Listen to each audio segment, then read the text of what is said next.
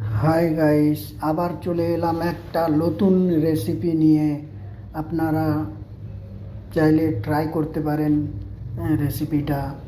এটা আমি প্রথমে একটা ছোলা ডাল ভিজিয়েছি।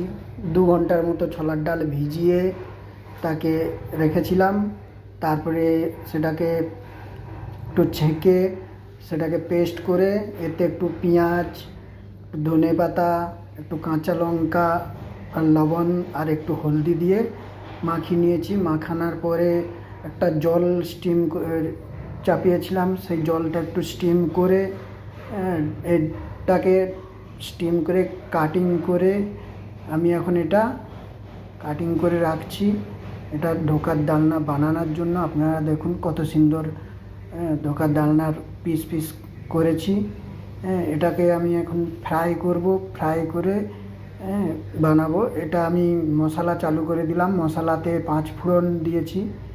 5 ফোড়ন, কাঁচা শুকনো লঙ্কা, তেজপাতা, পেঁয়াজ দিয়ে প্রথমে একটু নেড়ে চেড়ে নিতে হবে। সরষের তেলে বানালে ভালো হয়।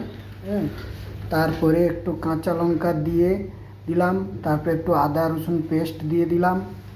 দেওয়ার পরে এটাকে একটু ভালো করে নেড়ে চেড়ে নিতে হবে। নেওয়ার পরে এটা একটু ভালো কালার এসে গেলে টমেটোটা দিয়ে দেবেন। টমেটোটা দেওয়ার পরে আবার একটুক্ষণ নেড়ে চড়ে এটাকে বয়েল করবেন।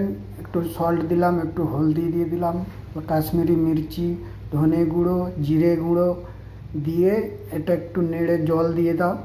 জল দেওয়ার পরে এটাকে একটুক্ষণ পাকিয়ে নাও। ভালো করে পাকিয়ে নিলে এর ফ্লেভারটাও ভালো হয়। আর দেখুন কত সুন্দর কালার এসছে আর বাবল ফুটছে দেখুন।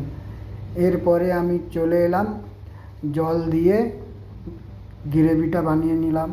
তারপরে এতে আমি ধোকার ডালনাটা ফ্রাই করেছিলাম সেটা ঢেলে দিলাম। দেখুন আমার ধোকার ডালনাটা কেমন হয়েছে। লাস্টে একটু জিরা গুঁড়ো